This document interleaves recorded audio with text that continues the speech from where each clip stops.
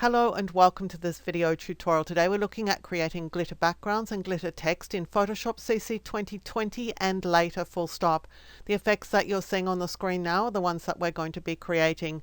Things change with Photoshop CC 2020, which is why I'm redoing this video. To get started, we'll create a brand new document. So I'll choose File New.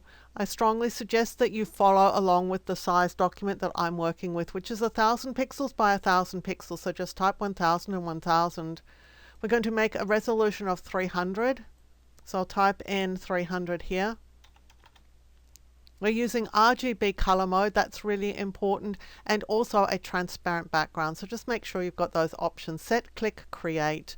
Now if you're using an earlier version of Photoshop, I'll have a link to the companion video tutorial in the description below because you'll want that version because this one doesn't work the same way. Okay, so in CC 2020, we need to go and get our pattern that we're going to use, and this is one of the problems. This is what changed with CC 2020. We'll go to Window and we'll go down here to Patterns. What you need to do is to go and get the legacy patterns. Now let me just delete them so that we can do that afresh. So you're going to have a set of patterns in here and it won't include the legacy patterns, which is what you need.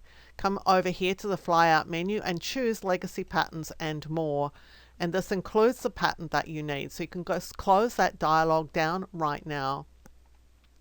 Next up, we're going to fill our document with a pattern. Choose Layer and then New Fill Layer and Pattern.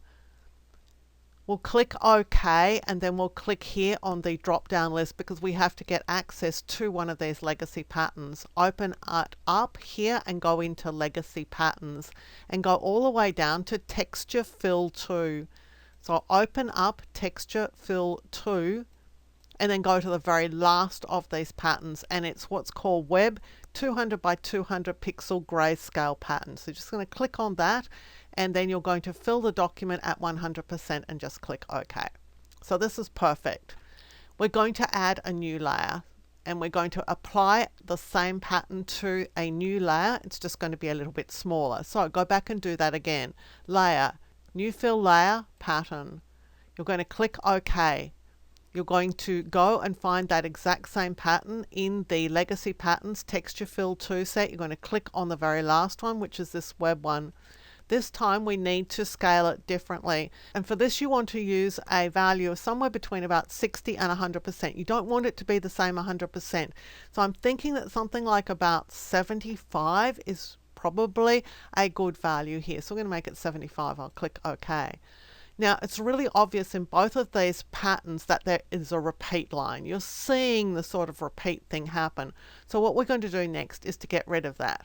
So open up the Layers palette because you're going to need to be working in here. Of course you get to that by choosing Window and then Layers. Right click this pattern fill layer and choose Rasterize Layer and then go and do it to the other one. What we're doing there is we're just rasterizing, we're flattening them so that we can actually do something with them. Turn off visibility on the top one so that you're looking at the bottom one. At this point what we have to do is clone out the obvious repeat. So we're going to the clone stamp tool over here. You're going to click that once. You'll go up here to the brush and what you need to do is to choose a circular brush and it needs to be 100% hard. You do not want a fluffy brush here. If it's dropped below 100% it's going to be fluffy. So just make sure it's 100% hardness. You're going to come into the document. Right now my brush is really small so I'm going to enlarge it quite a bit. Tapping the close square bracket key to enlarge it, open square bracket key to make it smaller. I'm going to press the Alt key, that would be Option on a Mac, so I can sample an area to copy or paint with, and then I'm just going to paint it over the document. So you just want to come in here and just pick up little bits and then just paint it over. And you want to do that repeatedly to break up what's happening here. So just go over it a bit. You just want to break up those obvious repeats. So once you've done that, I'm just resampling every few seconds, just Alt or Option clicking to sample and then doing a paint job. And now we've broken up the sort of repetitive look of this design. Once we've done that, turn on visibility of the topmost layer and go and do the exact same thing. Of course, you'll want to be making sure that you've selected that topmost layer before you do it. Again, Alt or Option click to sample and then just swirl over, paint this over, break it up. Now you don't have to do a perfect job, but you do need to have started to break this up, because in a minute we're going to actually sandwich both layers together, and in doing that, if you haven't got something fixed on the topmost layer, hopefully you've done it on the layer below, and by the time we sandwich it all together, it's all going to break apart. So you shouldn't see any obvious repeats here. So just spend a bit of time doing that, and make sure that you get into the edges as well. So once you've done that, you're going to blend these two layers together. Click the topmost layer here, and from the drop down list, choose the blend mode multiply. And what that does is it darkens it. So this is effectively what our glitter is going to look like. At this point, if you see obvious repeats, you will want to just fix them up, but I'm not saying anything there that's causing any concern. Next up, we're going to add a color fill layer on top of this. So layer, new fill layer, and we'll choose solid color. Click OK and just choose a color to use. For this, I'm going to choose a sort of purpley color. Of course, the fill layer is over the top of the entire pattern, so we're not seeing anything. What we need to do at this stage is to blend it in, and we're going to use soft light as a blend mode. So select your color fill layer, click the drop down list here and choose soft light. And this is now going to be your glitter design. Now, if this glitter is not dark enough for you, let's have a look and see how you would make it darker. What you will do is go back and add yet another layer of pattern. So let me just get away from the clone stamp tool. Let's choose layer, new fill layer, pattern, click OK, and we're going to go back to the same pattern that we've been using all along. I'm just going to apply it at 100%, that's just fine. And then we'll blend that in. And to blend it in this time, we're going to use the subtract blend mode. So go down to subtract. Now you're going to see something like this happen. That's just fine. Just reduce the opacity a bit until the design comes back. So at about 20, something like that, you should have a reasonably good result. So this is the original one we created, and this is the darker one. So if you want it darker, you're just going to add another one of those pattern filled layers. I don't think I need that, so I'm just going to trash it. I like this sort of slightly lighter version. So now we've got our basic glitter, we're going to turn it into a pattern that we can use. You'll come over to the layers palette, hold down Control, Alt and Shift, that would be Command, Option Shift on the Mac, and press the letter E.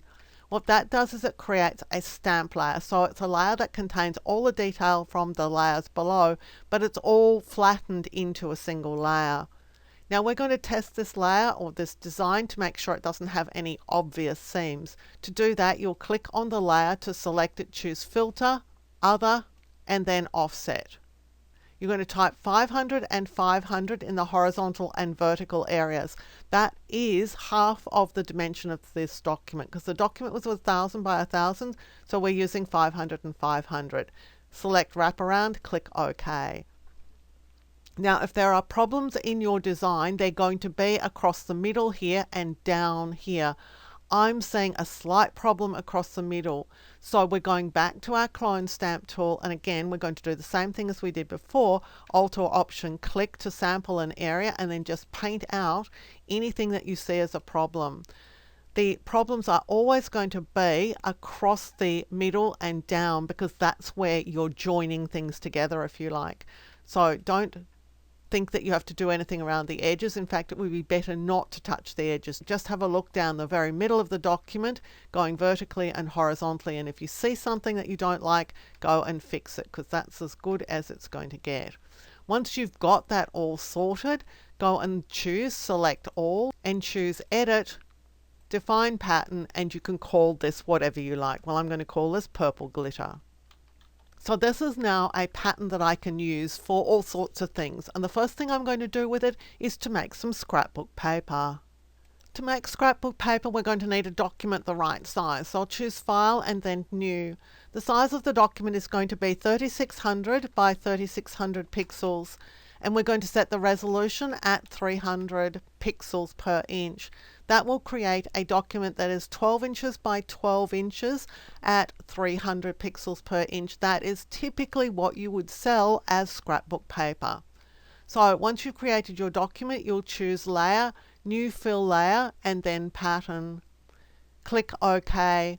The last pattern that you created is the one that is used to fill the document, and so this is our glitter pattern. I'll click OK because I'm just creating it at 100%. We can look in here and just see that the result is a really nice piece of glitter. If you see obvious lines through your design at this point, you may want to remove them, and you would do that exactly the same way as we did previously. We'll right click this and choose rasterize layer, and then you will go to the clone stamp tool and use again your same hard brush. Got to be a hard brush or you're going to destroy your glitter. Alt or Option click to sample and then just paint out anything that you see. And you may or may not see lines through your design at this stage. It really depends a bit on luck as to whether you got a really good design here, but it's pretty easy to fix at this stage, and it doesn't really matter that you're having to fix it because you're creating a document that is scrapbook paper size, so you don't have to create a seamless repeating pattern from this. You just have to have a good sheet of paper, something that looks good. So it's very easy to fix up any problems here at this point and just remove anything that looks like a really obvious area, say, of duplication. I'm seeing some pixels here or some little elements here that look a bit repetitive. Well, I'm just sampling and painting them out. So once you've cleaned that up, you're ready to go with your scrapbook paper. But of course, you may not just want purple scrapbook paper.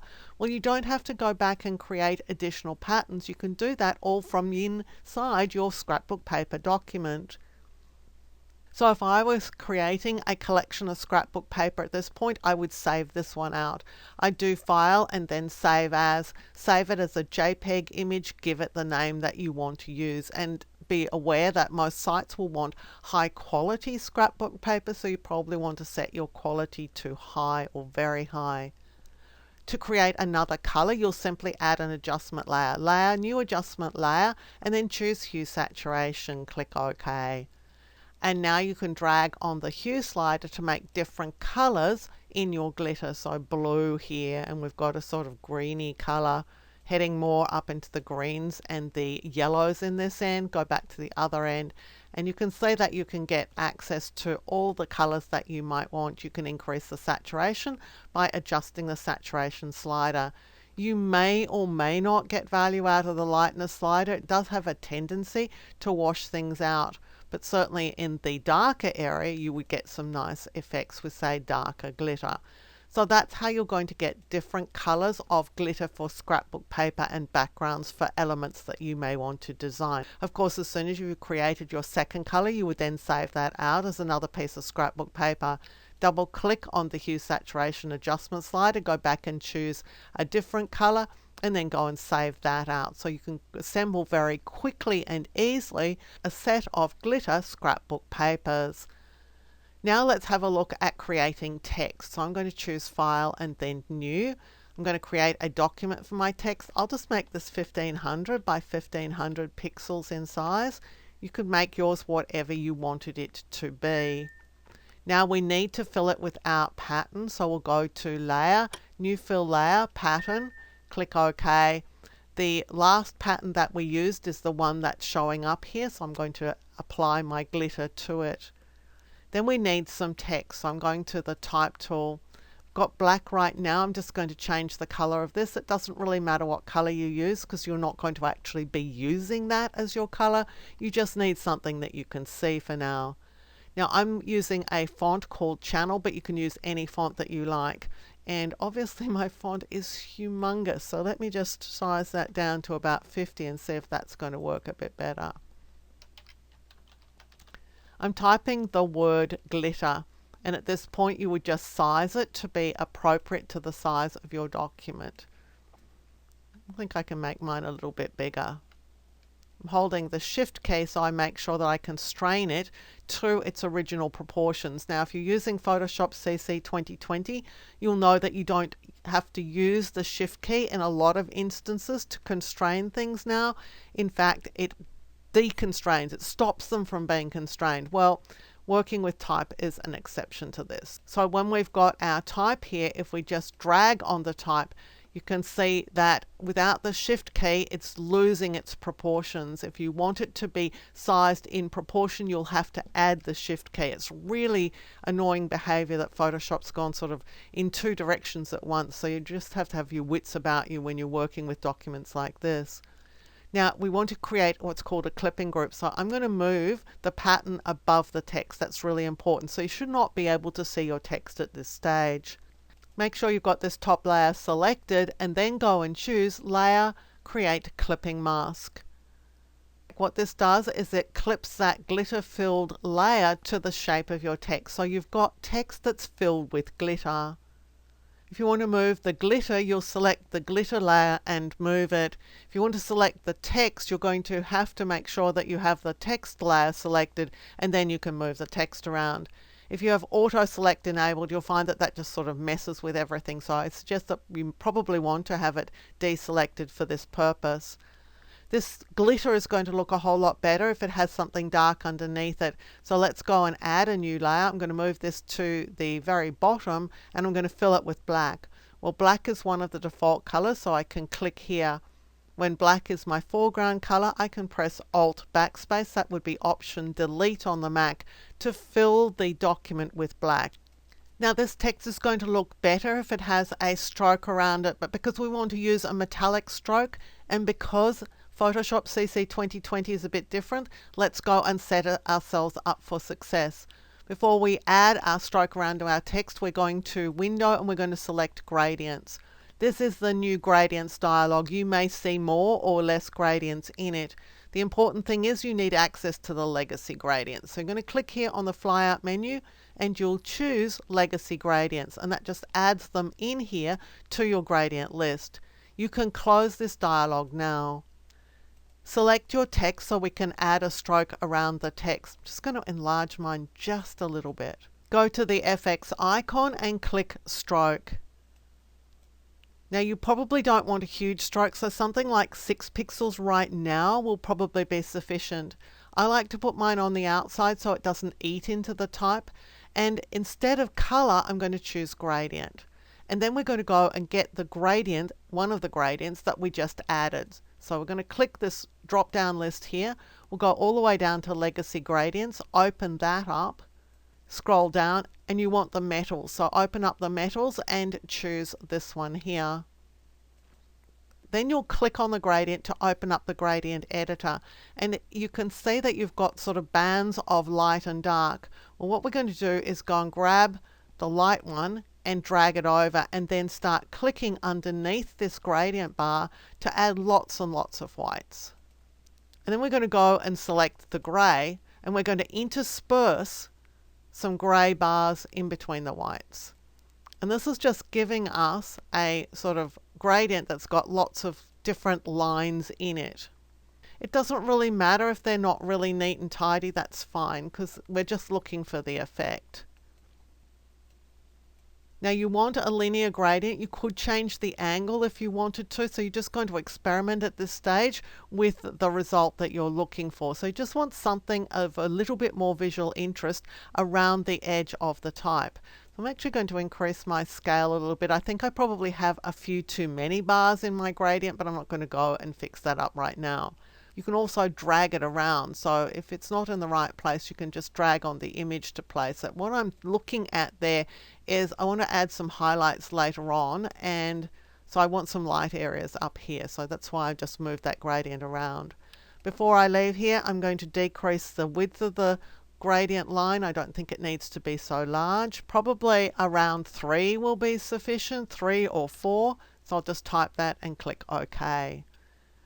The last thing that you'll need to make your glitter look like glitter is some little shiny marks. So for this, we're going to the brush tool. So just go and grab your brush tool, click on the brush drop down here.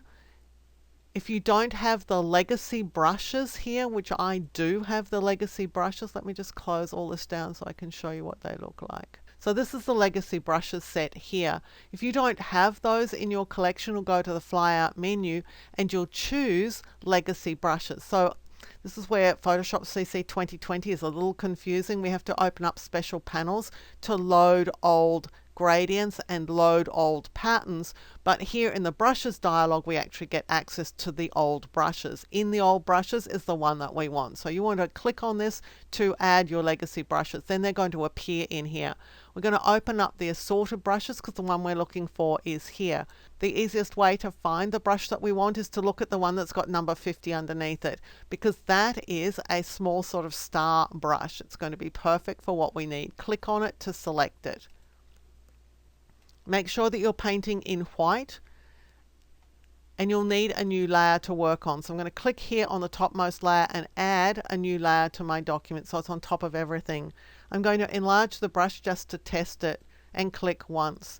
Now this brush has a low opacity on it, so if you want it to show as a real glitter, you'll want to click a few times. So that's 3 times I've pressed to get that, and this is 1 and this is 2. So you can see that if you want a really good glitter dot, you'll probably need about 3 presses. So I'm just going to undo all of that, and on this layer I'm going to place these glitter elements a little bit more carefully. What I want to do is add them where there's a little bit of highlighting. So where the stroke around the glitter text is light, I'm going to add them.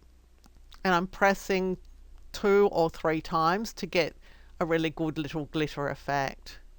You don't need a lot of these, you just need enough to suggest that this is actually shining.